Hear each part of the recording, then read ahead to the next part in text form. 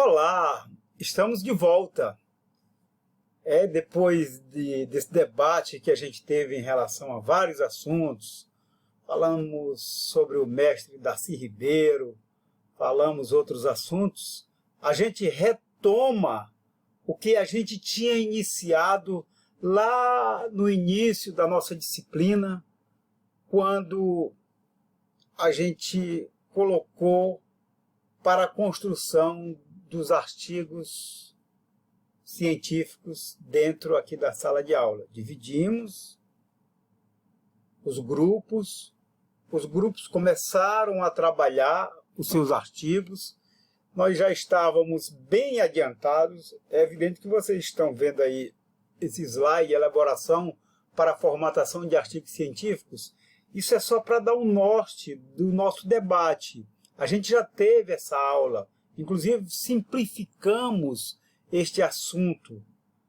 E nós estamos colocando aqui justamente para que você possa passar a entender.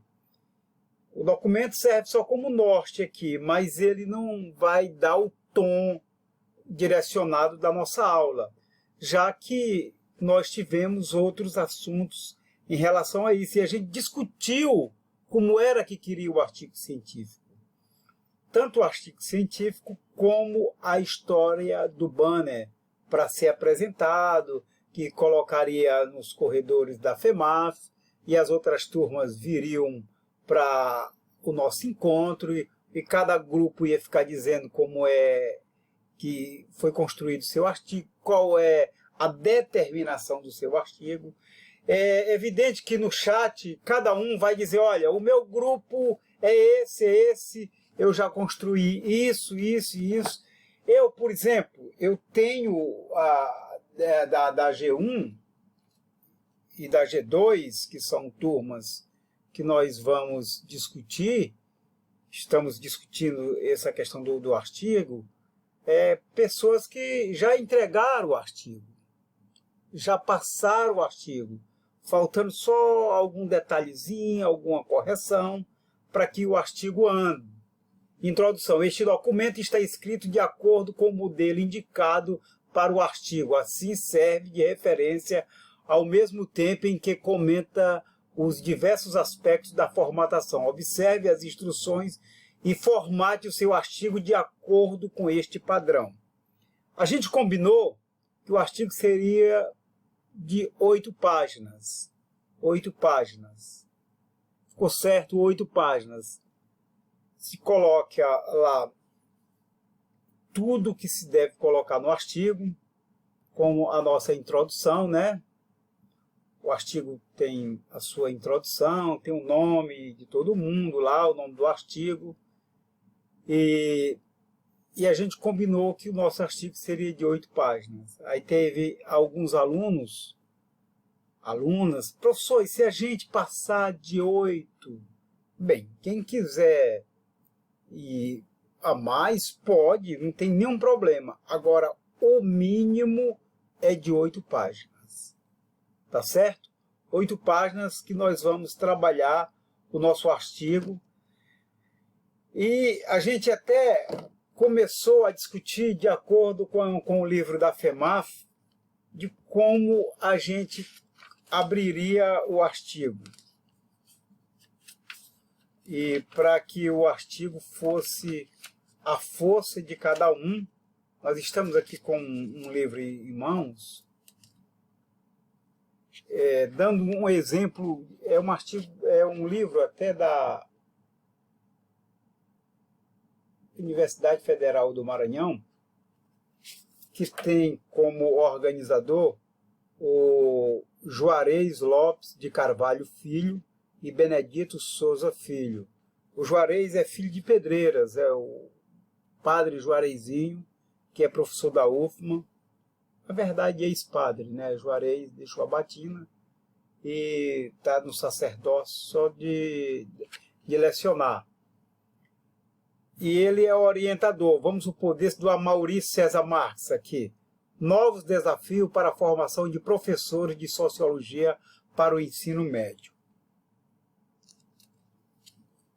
E ele começa muito bem aqui, esse artigo, de uma forma assim, maravilhosa. Ele olha como o Amaury começa o artigo dele. Ele diz assim: o título deste capítulo se apresenta duplamente otimista. Propõe novos desafios. Quando ele coloca novos, ele coloca logo entre aspas. Desafios, e exige de todos disposição para enfrentar esses novos desafios. Desafios também ele coloca entre aspas, já para discutir. O primeiro otimismo se dá pela expectativa de que tenhamos superados os velhos desafios. O segundo otimismo é de que tenhamos mesmo condições físicas e mentais para nos lançarmos a novos desafios. Confesso que, por vezes, me bate um cansaço, desesperança, cansaço por termos de retomar os mesmos problemas que viemos nos debatendo desde que, pelo menos, fins dos anos de 1990, quando recomeçamos a luta ou campanha pela obrigatoriedade do ensino de sociologia na escola média brasileira. Desesperança que eles possam ser resolvidos no futuro, não tendo sido no passado. Então, para não ficarmos num ponto de vista pessimista, vamos buscar alguns avanços que tivemos nesses anos todos. Assim, um olhar breve para o passado recente pode bem contribuir para exaltar os ânimos em vista dos desafios, velhos ou novos, que ainda temos pela frente. Aí, dentro dessa introdução, ele já vai dividir, aí ele bota mais um parágrafo, aí ele bota licenciatura e formação. Ele vai começar a encontrar os problemas aí. O que é que ele vai começar a encontrar na introdução? Os problemas que irão acontecendo nessa introdução. Já vai começar a encontrar os problemas. Aí, licenciatura e formação de professores. Entendo que este seja o maior desafio de encontrarmos, que não diz respeito somente à nossa disciplina, à área, mas toda a educação básica no Brasil. Não temos um curso de formação de professores.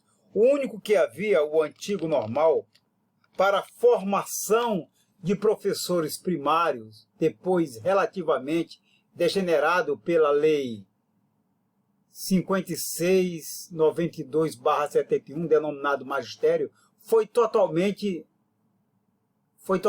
o desligamento e devidamente sepultado a partir da Lei 93/94 de 1996, com a obrigatoriedade da formação em nível superior dos professores, restando a pedagogia a essa formação. Então, ele vai buscar o problema justamente porque, quando está no regime militar, aí veio que era o magistério. Aí você ia ter que ter o magistério, aí tinha o quarto adicional. Tinha gente que fazia o científico ou então contabilidade, mas queria ser professor, tinha que fazer o magistério. E depois, com a lei de 96, a LDB, né? Aí a gente vem para o ensino superior. O ensino superior, que é o magistério, a pedagogia. Aí ele fala aqui da pedagogia. Os professores, restando a pedagogia, essa formação. Este curso é responsável pela formação integrada de dirigentes, antigos diretores, supervisores de ensino, gestores, orientadores pedagógicos, pesquisadores, uma versão de bacharelado e professores tanto das séries iniciais como da educação infantil e ainda do magistério, onde quer que ainda existam esses cursos de nível médio. Se alguém perguntar o que é curso de pedagogia, ninguém vai dizer, no entanto, que é um curso de formação de professores. Essa é a grande verdade. Ninguém vai dizer que é um curso de formação de professores. Então, eu estou pegando tudo isso para que cada um de vocês possa começar a entender o problema que vocês vão discutir logo na introdução do artigo de vocês. A gente já foi discutindo, né? Vai discutindo como é que você vai pegar o problema para poder discutir o seu artigo. Aí depois desse problema você vai buscar também as linhas de perguntas. Aí você vai buscar outras perguntas. Depois das outras perguntas, outras respostas. Depois das outras respostas você vai tentar ver se há solução naquilo que você está debatendo.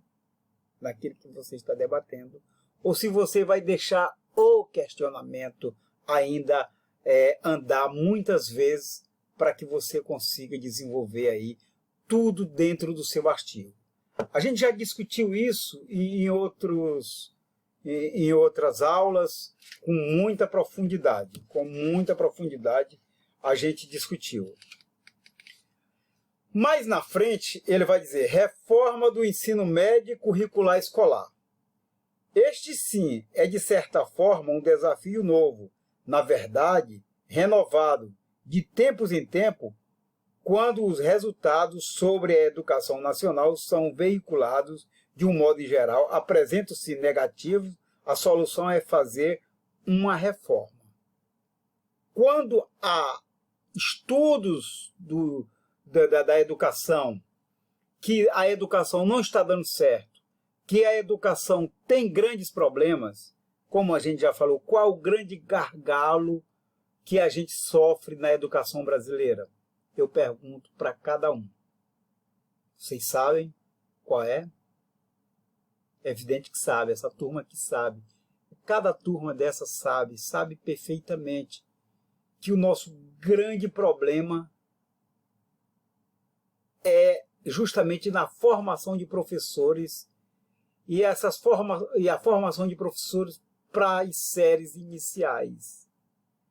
Porque as séries iniciais, se a gente dá um jeito nas nossas séries iniciais, a gente vai com certeza, ter um grande avanço depois no ensino fundamental maior, no ensino médio, para chegar aqui no ensino superior tranquilo, com um nível de debate lá em cima, um nível de debate cristalizado, um nível de debate que pode perfeitamente dar um norte necessário para a educação brasileira, tá certo? Formatação geral. Um artigo deve conter partes pré-textuais, título, autoria, resumo da palavra-chave, daí a gente já conversou, partes textuais, introdução, desenvolvimento, desdobramento em subitens, considerações finais, apresentando a conclusão do estudo. E as partes pós-textuais, que neste formato restringe as referências bibliográficas das obras citadas durante o texto, e a bibliográfica consultada, obras lidas não citadas. Na sequência deste modelo apresenta-se cada uma dessas partes. Mas eu estou lendo isso aqui justamente para dar um norte, porque a gente já discutiu como é que a gente quer cada artigo da gente. Acredito que cada um de vocês já sabe como é que quer o seu artigo. Por exemplo, eu vou pegar, nós estamos quase chegando aqui em cima, mas eu vou pegar um artigo que eu já estou com ele em mãos, que nós vamos discutir ele daqui a pouquinho, no nosso segundo vídeo. Nós vamos discutir ele com muito afinco. Então, dizendo assim, professor, está pegando em celular. Não estou pegando em celular aqui para dizer que eu vou viajar na rede, não.